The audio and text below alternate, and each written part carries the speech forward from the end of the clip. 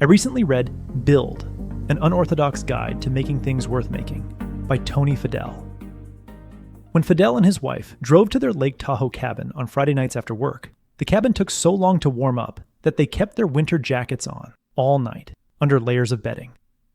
Fadell spent thousands of dollars trying to rig up an analog phone line to act as a remote thermostat starter to heat the cabin up by the time they arrived, but he couldn't get it to work.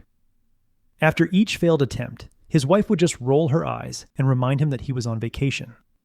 A few years later, Fadell was in the store, picking out a thermostat for a new house they'd built, and every top-of-the-line option came in the same ugly beige box, had a confusing and archaic interface, and cost around $400. This was outrageous and insulting to Fadell, who had just helped launch an iPhone that sold for $499. Fadell had experienced the frustration of bad thermostats for years and couldn't get the idea of making a new type of thermostat off his mind, so he started building. After years of struggle, he built Nest, a beautiful and game-changing thermostat that Google eventually purchased for $3.2 billion. Fadell's success wasn't luck. He learned from great designers and entrepreneurs and followed a path from personal annoyance to a product people buy, and we can follow it too.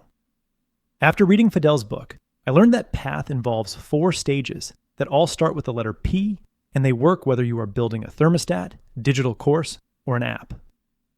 Stage number 1, pain. The thermostat idea followed Tony Fadell for 10 years before he did anything about it. Your product idea should haunt you for an unusually long time too. You want to get to the point where you can't stop thinking about it, and failing to make progress is getting increasingly painful. Not only should your product be painful to ignore, but it should also be a painkiller for your potential customer. You can skip taking a vitamin for a month and not notice, but if you skip taking a painkiller, you'll really feel it an hour later. A painkiller product removes a specific irritation that will not go away on its own, like the cold Fadell felt every Friday night when he walked into his freezing cabin. You'll know you're ready to graduate from the first stage of product building when you can complete the following sentence. I can't stop thinking about building a blank. If I don't build it, customers will continue suffering with blank. Stage 2, personas. In the early 1990s, Fadell worked at General Magic, a remarkable company that built incredibly advanced products no one bought. They failed because they couldn't picture the exact person they were building for. Management said their target customer was Joe Sixpack, but nobody at the company could picture Joe Sixpack, so engineers just built whatever they thought was cool. One team built a little animated lemon that walked across your emails. Fadell still doesn't know who that was for, but the engineers were proud of it. Fadell took a different approach at Nest. Instead of designing the coolest thermostat ever, he built a thermostat for 2 specific people. The first person was a man who was into technology, loved his iPhone, and looked forward to trying cool new gadgets. The second person was a woman who liked beautiful things, but did not trust untested technology. She was the one in the family who decided what stayed in the house and what didn't. He gave each persona a name and a face, then listed which brands around their home drove them crazy, and which ones they loved, and why. The team even wrote down how much each of them spent on heating bills in the winter. The woman was Beth from Pennsylvania, and once the team could picture her, it became easier to decide which features were necessary, what benefits to put on the box, and what to put in the box, like the custom screwdriver that has since gone viral on social media. Create a detailed profile for your target customer. Give them a name, identify where they live, what they spend in your category, and what frustrates them. Then look at your list of potential product features and think hard whether they truly need each one. Stage 3, prototyping. Once you have a real person in mind, mock up what that customer will see at every step of their journey with you. Step 1, picture them deciding whether to buy. Make a mock ad, a website, some customer reviews, and a checkout page that would convince them to say yes. Fadell started with a plain cardboard box cut to the exact dimensions of the thermostat package on the shelf. He marked it up with the features and photos he wanted a customer to notice, and what he put on that box determined what went into the thermostat itself. Step 2, picture them opening the box. Sketch a simple instruction sheet with stick figures showing how easy it is to get started. Step 3, picture them calling support.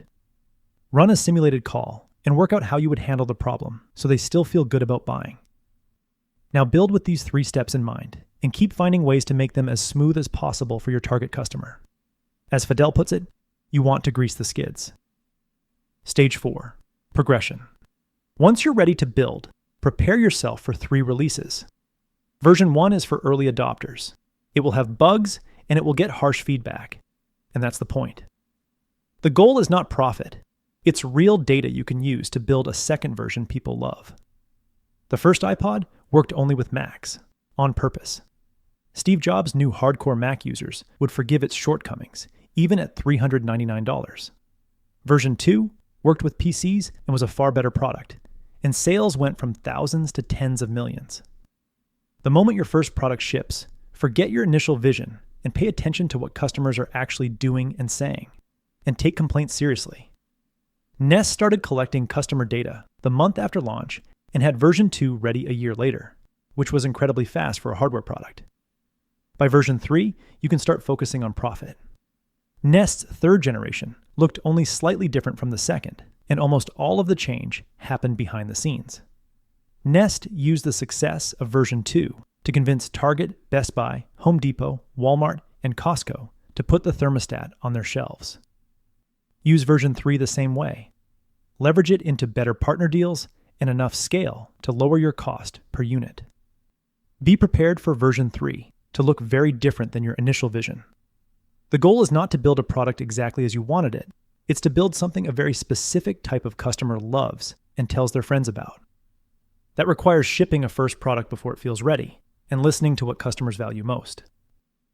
In the end, building a better thermostat sat in the back of Fadell's mind for 10 years before he built a product people wanted. It succeeded because it solved a frustration people lived with every day. What painkiller product have you considered building for years? Whatever it is, name 2 specific people who could benefit from it and start mocking up prototypes. Then give yourself 3 versions to get it right. That was the core message that I gathered from Build by Tony Fadell. Fadell has a fascinating life story and a ton of wisdom for entrepreneurs of all kinds. I highly recommend this book. If you would like a 1-page PDF summary of the insights I gathered from this book, just click the link in the description below and I'll email it to you. If you're already signed up for the free productivity game newsletter, this PDF is in your inbox.